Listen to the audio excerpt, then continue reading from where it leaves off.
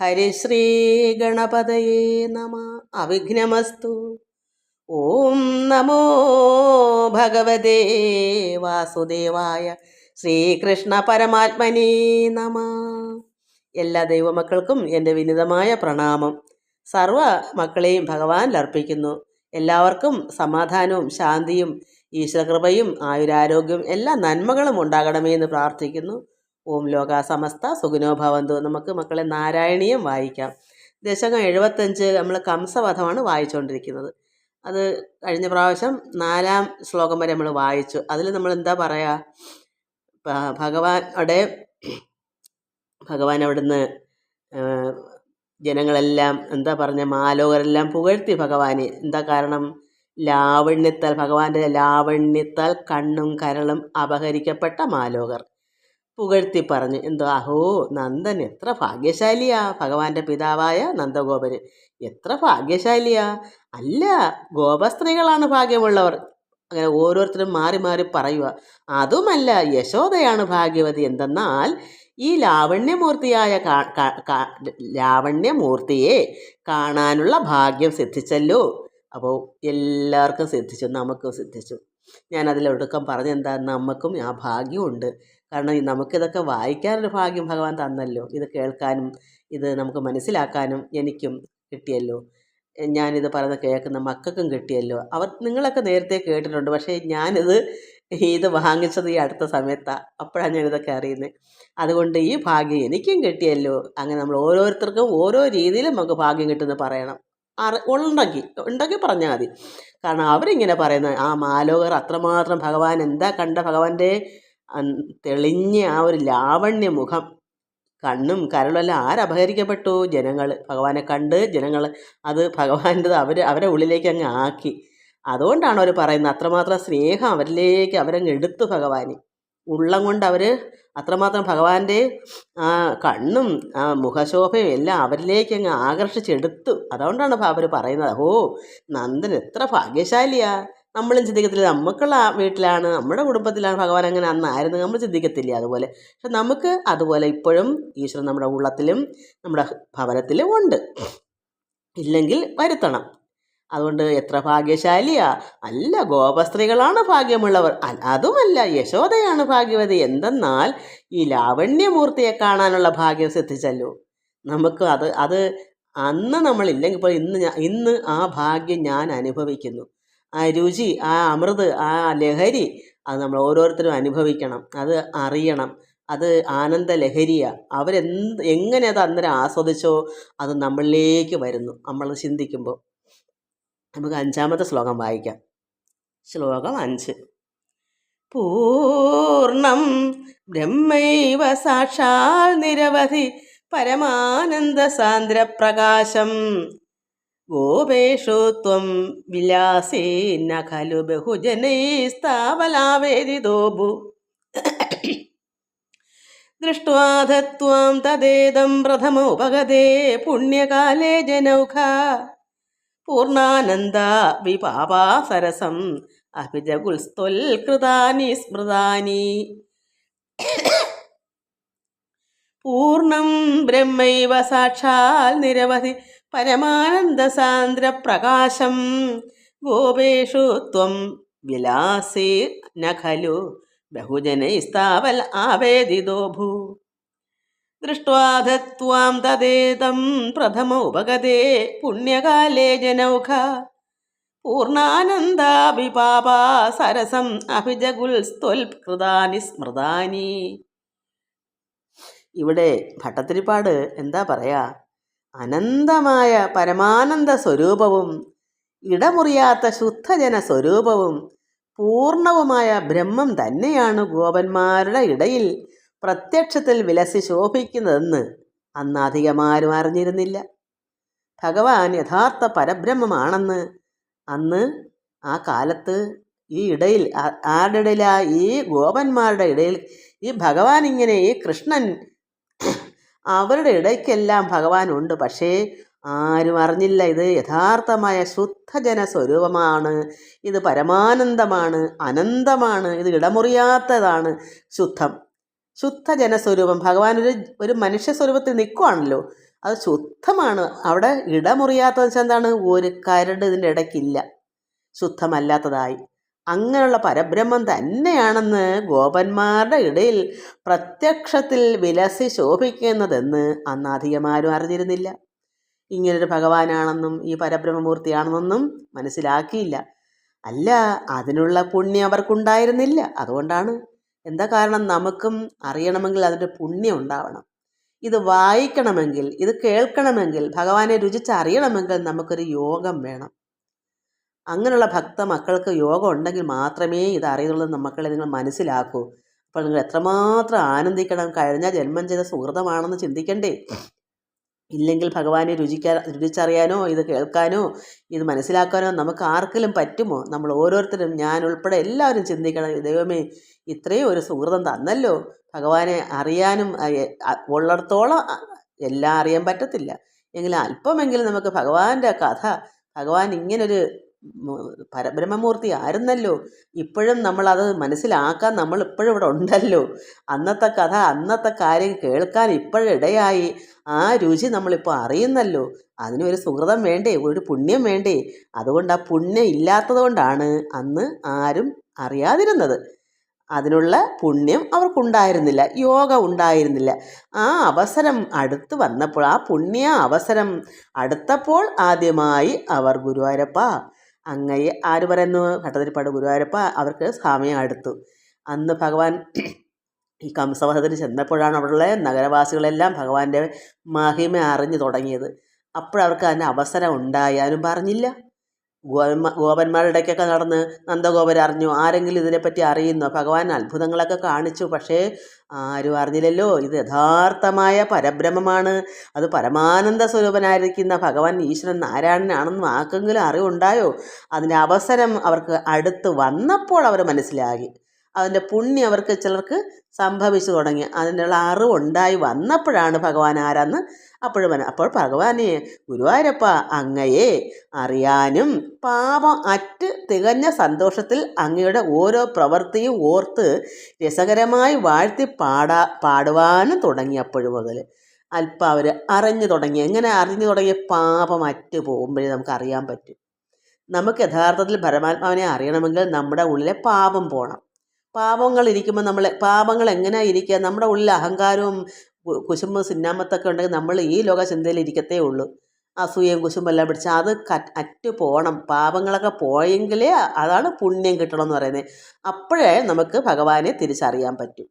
അവിടെയുള്ള ആ നഗരവാസികൾക്കുള്ള പാപമല്ല അറ്റ് തികഞ്ഞ സന്തോഷം വരും. അപ്പോൾ ആനന്ദം ഉണ്ടാകും.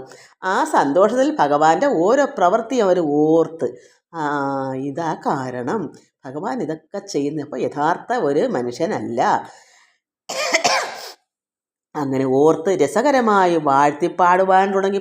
പിന്നെ നമ്മളൊക്കെ ഇപ്പോൾ എങ്ങനെയാണ് വാഴ്ത്തിപ്പാടുന്നത്? നമ്മൾ സ്വന്തമായിട്ട് ചില വരികളൊക്കെ ഒപ്പിച്ച് ഭഗവാന് നമ്മൾ അറിയാതെ തന്നെ ഈ വരികളിങ്ങനെ നമ്മളിൽ തന്നെ ഉദിച്ചുദിച്ച് വരുന്നതെന്താണ്? നമുക്ക് അത്രത്തോളം ഭഗവാന്റെ ഭക്തി ഉണ്ടോണ്ടല്ലേ. അപ്പോൾ അങ്ങനെ വാഴ്ത്തിപ്പാടി തുടങ്ങി അവിടെ എല്ലാവരും. കാരണം അതുവരെ അവിടെ പാപങ്ങളൊക്കെ ഉള്ളിലുണ്ടായിരുന്നു. അതൊക്കെ പോകുമ്പോൾ മാത്രമേ അവസരം ലഭിക്കൂ. അവസരം ലഭിച്ചപ്പോൾ അവർ യഥാർത്ഥമായി ഭഗവാനെ അറിയുന്നു. അങ്ങനെ അവർ വാഴ്ത്തിപ്പാടുവാൻ തുടങ്ങി. നമ്മളതിലെന്ത് മനസ്സിലാക്കണം? നമ്മളും നമ്മുടെ പാപം ഉള്ളിലുണ്ടെങ്കിൽ നമുക്കും യഥാർത്ഥമായി അറിയാൻ പറ്റില്ല. അപ്പം നമ്മൾ ആദ്യമേ നമ്മുടെ പാപത്തെ കഴുകിക്കളയാൻ ആദ്യമേ ഭഗവാനെ കരഞ്ഞു വീണ് പ്രാർത്ഥിച്ച് പ്രായശ്ചിത്തമായി ചെയ്തു പോയ അപരാധങ്ങളോ തെറ്റുകളോ എല്ലാം പൊറുക്കണമേ, അറിഞ്ഞോ അറിയാതെയോ ഇതൊക്കെ പറഞ്ഞും കരഞ്ഞും ഭജിച്ചും പ്രാർത്ഥിച്ചും അങ്ങനെ യഥാർത്ഥമായി മാറി മാറി മാറി നമ്മുടെ അഴുക്കൾ തിരിച്ച് ഇറങ്ങി പോകണം. കയറി വന്നത് എങ്ങനെ അഴുക്ക് ഉള്ളിൽ, അതുപോലെ അത് ഇറങ്ങി പോകണം. അതിന് നമ്മൾ നന്നായി പ്രയത്നിക്കണം. ഭഗവാനെ എപ്പോഴും മനസ്സിനകത്തിരുത്തി പ്രാർത്ഥിച്ചും കരഞ്ഞും കണ്ണുനീരൊഴുക്കി പ്രാർത്ഥിക്കുമ്പോൾ നമ്മുടെ അഴുക്കൾ പോകുമ്പോൾ ഭഗവാനെ തിരിച്ചറിയാൻ പറ്റും. അതുവരെ നമുക്ക് ഭഗവാനെ അറിയാൻ പറ്റില്ല. ഇവിടെ ആ പാപമറ്റ് എന്നിവിടെ കിടപ്പുണ്ട്. അപ്പോഴാണ് അവർക്ക് സന്തോഷമുണ്ട്. എന്ത് സന്തോഷമാണ്? ഈശ്വരനെ അറിയാനുള്ള സന്തോഷം കിട്ടി. നമ്മൾ ഓരോരുത്തരും എന്തുകൊണ്ടാണ് ഭഗവാനെ നമുക്ക് രുചിച്ചറിയാൻ ആ ഭഗവാന്റെ കൃപ നമ്മളിലേക്ക് വരാത്തത് നമ്മൾ ചിന്തിക്കണം. അവിടെയുള്ള നഗരവാസികളുടെ പാപങ്ങളെല്ലാം പോയപ്പോഴാണ് പല ഒരു ഭഗവാന്റെ കഥകൾ കേട്ടും പറഞ്ഞു. അങ്ങനെ അവർ രുചിച്ച് മനസ്സിലാക്കി അവിടെ ഭക്തി വർദ്ധിച്ചപ്പോൾ അവരുടെ ഉള്ളിൽ അഴുക്ക് പോയി. അഴുക്ക് പോയപ്പോൾ അവർക്ക് ഭഗവാനെ തിരിച്ചറിയാൻ പറ്റി. അപ്പോഴവർ സന്തോഷം കൊണ്ട് നിറഞ്ഞു. അപ്പോഴവർ എന്ത് പറഞ്ഞു, പിന്നെ അവരെന്ത് ചെയ്തു, രസകരമായി ഭഗവാനെ വാഴ്ത്തിപ്പാടാൻ തുടങ്ങി. അപ്പോഴവർക്ക് മനസ്സിലായി ഇത് യഥാർത്ഥ പരബ്രഹ്മമൂർത്തിയാണെന്ന്. ഇങ്ങനെ മനസ്സിലായി. അഴുക്കുള്ളിൽ നിന്ന് പോയപ്പോൾ ഭഗവാനെ തിരിച്ചറിഞ്ഞു. നമ്മളും അതുവരെ തിരിച്ചറിയത്തില്ല. തിരിച്ചറിഞ്ഞ് നമ്മളെ ഉള്ളിലാക്കി ആ നിർവൃതി അടയുക, ആ പരമാനന്ദം രസിക്കുക, ആ അമൃതം നമ്മൾ പാനം ചെയ്യണമെങ്കിൽ നമ്മൾ ഭഗവാനെ അറിയുമ്പോഴാണ്. അറിയണമെങ്കിൽ ഉള്ളിലെ അഴുക്ക് പോകണം. ഇതാണ് ഇതിൽ പറഞ്ഞേക്കുന്ന പാഠം. നമ്മളത് മനസ്സിലാക്കിയിട്ട് വേണം നമ്മുടെ ഉള്ളിലെ സർവ്വ കറകളും കഴുകിക്കളയണം. എങ്ങനെ കഴുകിക്കളയണം? വെള്ളം ഒഴിച്ച് കഴുകാൻ പറ്റുമോ? നമുക്ക് ഈശ്വരകൃപയാകുന്ന വെള്ളം നമ്മളിലേക്ക് ഒഴുകി വരണം. അതിന് നമ്മൾ ആദ്യം എന്ത് ചെയ്യണം? ഭഗവാനെ പ്രാർത്ഥിച്ച്, ഭഗവാനെ എൻ്റെ അറ്റകുറ്റങ്ങളെല്ലാം ക്ഷമിക്കണമേ എന്ന് പറഞ്ഞുകൊണ്ട് പ്രാർത്ഥിക്കണം. അങ്ങനെ പ്രാർത്ഥിച്ച് വരുമ്പോൾ കുറേശ്ശെ അഴുക്കൾ പൊയ്ക്കൊണ്ടേയിരിക്കും. അപ്പോൾ ഒരു ദിവസം സർവ്വ അഴുക്കും പോയി പ്രകാശം ഉണ്ടാവും നമ്മളിലും, ഭഗവാന്റെ പ്രകാശം. അപ്പോൾ നമ്മൾ അത് രുചിച്ചറിയാൻ പറ്റും. ആനന്ദ നിർവൃതി നമുക്ക് അനുഭവിക്കാൻ പറ്റും. അപ്പോൾ സന്തോഷം, നമുക്ക് സമാധാനം, ശാന്തി, ആനന്ദം, നിർവൃതി, അധികമായ സന്തോഷത്തിൽ നമ്മൾ ആറാടും. അങ്ങനെ ഭഗവാനെ പല പല നാമങ്ങളിൽ കൂടെ നമ്മൾ ഭഗവാനെ സ്തുതിക്കും, വാഴ്ത്തി പാടും, എല്ലാം ചെയ്യും. ഒരു ഭക്തനായി നിറയും. ഒരു നല്ലൊരു യഥാർത്ഥ ഭക്തനാകുന്നത് അങ്ങനെയാണ്. അഴുക്കുള്ളിലിരിക്കത്തുള്ള കാലം നമുക്ക് ഭഗവാനെ മനസ്സിലാക്കാൻ പറ്റില്ല. ഇവിടെ അതാണ് സംഭവിച്ചത്. അതിനു മുമ്പേ ഭഗവാൻ അവിടെ ഉണ്ട്. ഈ ഗോപന്മാരുടെ ഇടയിലൊക്കെ നടന്നു. പക്ഷെ അവർ മനസ്സിലായില്ല, ആർക്കും അറിഞ്ഞില്ല. അവസരം ലഭിച്ചത് എപ്പോഴാ? പാപമകന്ന് പോയപ്പോഴാണ്. നമുക്ക് 6-ാമത്തെ ശ്ലോകം വായിക്കാം. ശ്ലോകം 6. ചാണൂരോ മല്ലവീരസ്തതനു നൃപഗിരാ മുഷ്ടികോ മുഷ്ടിശാലി ത്വാം രാമം ചാഭിഭേദേ ഝടദിമിധോ മുഷ്ടിപാദാതിരൂക്ഷം ഉൽപാദാപാദനാകർഷണ വിവിധ രണാന്യാസദാം തത്ര ചിത്രം മൃത്യോ പ്രാഗ്യേവമല്ല പ്രഭുർ അകമൽ അയം പൂരിശോ ബന്ധമോക്ഷാൻ. ചാണൂരോ മല്ലവീരസ്തതനു നൃപഗിരാ മുഷ്ടികോ മുഷ്ടിശാലി ത്വാം രാമം ചാഭിഭേദേ ഝടദിമിധോ മുഷ്ടിപാദാതിരൂക്ഷം ഉൽപാദാപാദനാകർഷണ വിവിധ രണാന്യാസദാം തത്ര ചിത്രം മൃത്യോ പ്രാഗ്യേവമല്ല പ്രഭുർ അകമൽ അയം ഭൂരിശോ ബന്ധമോക്ഷാൻ. അങ്ങനെ ഭഗവാനെ വാഴ്ത്തി തുടങ്ങുക ചെയ്തതിന് ശേഷം രാജകൽപ്പന പ്രകാരം, അതിനുശേഷം എന്താ അവിടെ സംഭവിച്ചത്? പിന്നെ രാജകൽപ്പന പ്രകാരം അതായത് രാജാവ് ആരാണ് അവിടുത്തെ? അന്ന് കംസൻ. അയാളുടെ കൽപ്പന പ്രമാണിച്ചിട്ട് മല്ലവീരനായ ചാണൂരൻ ഭഗവാനോടും, അത് ചാണൂരനായ മല്ലൻ ഭഗവാൻ കൃഷ്ണനോടും, മുഷ്ടിയുദ്ധ വിദഗ്ധനായ മുഷ്ടികൻ രാമനോടും ഏറ്റുമുട്ടി. അവർ 2 പേര് കുട്ടികളാണ്. അത്ര നല്ല വീരന്മാരാണ് ചാണൂരനും മുഷ്ടികനും. അപ്പം മുഷ്ടികൻ രാമനോടും ചാണൂരൻ കൃഷ്ണനോടും, അതാണ് പറയുന്നത്. മല്ലവീരനായ ചാണൂരൻ ഭവാനോടും, അത് കൃഷ്ണനോടും. മുഷ്ടിയുദ്ധ വിദഗ്ധനാണ് ആരാ? മുഷ്ടികൻ. അത്രമാത്രം മുഷ്ടി യുദ്ധം എന്ന് വെച്ചാൽ കൈയുടെ മുഷ്ടി ചുരുട്ടി അങ്ങനെയൊക്കെ ഉള്ള യുദ്ധങ്ങളാണ്, ഇടിയൊക്കെയാണ്. അത് മുഷ്ടികന് രാമനോടും ഏറ്റുമുട്ടി. രാമൻ ബലരാമൻ. അപ്പം ജ്യേഷ്ഠനോടും അനുജനോടും ഇവർ 2 മല്ലന്മാരെ ഏറ്റുമുട്ടി. അന്യോന്യം ചടപട എന്ന ശബ്ദത്തോടെ 2 ജോഡികളും പൊക്കിയും താഴ്ത്തിയിട്ടും വലിച്ചിഴച്ചും പല പല വിധത്തിൽ യുദ്ധം ചെയ്തുകൊണ്ടിരുന്നു. ഈ ഇരുകൂട്ടരും അവരാൽ ഒക്കുന്ന 2 ജോഡികൾ, അതാ 2 ജോഡികൾ, ഒരു ജോഡി കൃഷ്ണനും ചാണൂരനും, ഒരു ജോഡി ബലരാമനും മുഷ്ടികനും. അങ്ങനെ ഇവർ 2 കൂട്ടരുമായിട്ട് പൊക്കിയും താഴ്ത്തിയിട്ടും വലിച്ചിഴച്ചും പല പല വിധത്തിൽ യുദ്ധം ചെയ്തുകൊണ്ടിരുന്നു. പോരാട്ടം ഉഗ്രമായിരുന്നു. അതിനിടെ വീരനായ ചാണൂരൻ, അതായത് ഭഗവാൻ കൃഷ്ണനോട് മല്ലിട്ട ചാണൂരൻ, മരിക്കുന്നതിന് മുൻപ് തന്നെ പലതവണ ബന്ധമോക്ഷങ്ങൾക്ക് സാക്ഷിയായി. അതെന്ത് ബന്ധമോക്ഷങ്ങൾക്ക് സാക്ഷിയാവുന്നത്? ശരീരം മരിക്കുന്നതിന് മുമ്പ് കൂടെ ഭഗവാനോടങ്ങ് ലയിക്കും. അയ്യോ ഒന്നും ഇനി രക്ഷയില്ല, അയ്യോ എന്നും പറഞ്ഞ് കൂടെ ഭഗവാനിലേക്ക് എന്നെ ഒന്നും പറ്റത്തില്ല എന്ന് അടിപടലെ അങ്ങനെ അങ്ങ് എന്താ പറയുക, സ്തംഭിച്ച് ഭഗവാനോട് അങ്ങനെ ആയിപ്പോയി, എത്ര മല്ലനായിട്ടും. അപ്പോൾ അതൊരു മോക്ഷമല്ലേ? അത് എന്നിട്ടോ അതിൽ നിന്ന് വീണ്ടും ഉണർന്ന് അഹങ്കാരം തുടങ്ങും, ബന്ധം തുടങ്ങും. അതാണ് എൻ്റെ ഒരു ഊഹം. എനിക്ക് അല്ലാതെ ഇതിനകത്ത് അർത്ഥമൊന്നും കിടപ്പില്ല. ബന്ധമോക്ഷങ്ങളെന്ന് പറഞ്ഞാൽ ഇങ്ങനെ എനിക്ക് പറയാൻ പറ്റും. പല തവണ കാരണം അവൻ്റെ മരിക്കുക വെച്ചാൽ അവൻ്റെ ശരീരമാണല്ലോ മരിക്കുന്നത്. അതിന് മുൻപ് പലതവണ അവൻ ബന്ധമോക്ഷങ്ങൾക്ക് സാക്ഷിയായി എന്ന് പറഞ്ഞാൽ ബന്ധം ഒന്ന് മോക്ഷം ഒന്ന്. ബന്ധം എന്ന് വെച്ചാൽ ബന്ധപ്പെടുക, ഭാര്യ മക്കൾ അല്ലെങ്കിൽ സ്വന്തം ബന്ധം, മമത, ഇങ്ങനെയൊക്കെ ഉള്ളതാണ് ബന്ധം. അത് ഈ ലോകചിന്ത, അത് ഈ സംസാരം. പക്ഷെ മോക്ഷം എന്താണ്? സംസാരത്തിൽ നിന്ന് മുക്തനാവുക, ഈ ലോകത്തു നിന്നെല്ലാം ഭഗവാനിലോട്ട് ചേരുക. അപ്പോൾ രണ്ടും രണ്ടാണ്. ബന്ധം വേറെ, ബന്ധം ഈ സംസാര സാഗരം. മോക്ഷം പരലോകത്തെ ഭഗവാനിലേക്ക് ചേരുക. ഇത് രണ്ടിനും അവൻ സാക്ഷിയായി. അതിൻ്റെ അർത്ഥം അവൻ ചത്തിൽ അത്രമാത്രം അങ്ങേയറ്റം അടിപടലെ തോറ്റ് തുന്നം പാടുമ്പം ഭഗവാനുള്ള ചിന്തയിൽ അങ്ങനെയാണ് അവൻ മോക്ഷമാകുന്നത്. അപ്പോൾ പിന്നെ ഒരു ഉള്ളിലൊരു അഹങ്കാരം പെട്ടെന്ന് വരെ ഈ ലോക ചിന്ത. അപ്പോൾ അവൻ വീണ്ടും ബന്ധം വരും. അതുകൊണ്ട് ബന്ധത്തിനും മോക്ഷത്തിനും അവൻ സാക്ഷിയായി കൂടെ. അതാണ് ഇതിൻ്റെ അർത്ഥം. അങ്ങനെ എനിക്ക് മനസ്സിലാക്കാൻ പറ്റൂ. അല്ലാതെ എനിക്ക് വലിയ അറിവൊന്നും ഇല്ലല്ലോ. ഇതിപ്പോൾ അങ്ങനെ എനിക്ക് പറയാനും പറ്റും. അതാണ് ഇതിൻ്റെ ശരിയും. കാരണം ബന്ധവും മോക്ഷവും രണ്ടും രണ്ടാണ്. അതിന് രണ്ടിനും അവൻ സാക്ഷിയാണെങ്കിൽ ഇത് തന്നെയാണ് അതിൻ്റെ അർത്ഥം, അല്ല വേറൊന്നുമല്ല. അവിടെ എല്ലാവർക്കും നമസ്കാരം.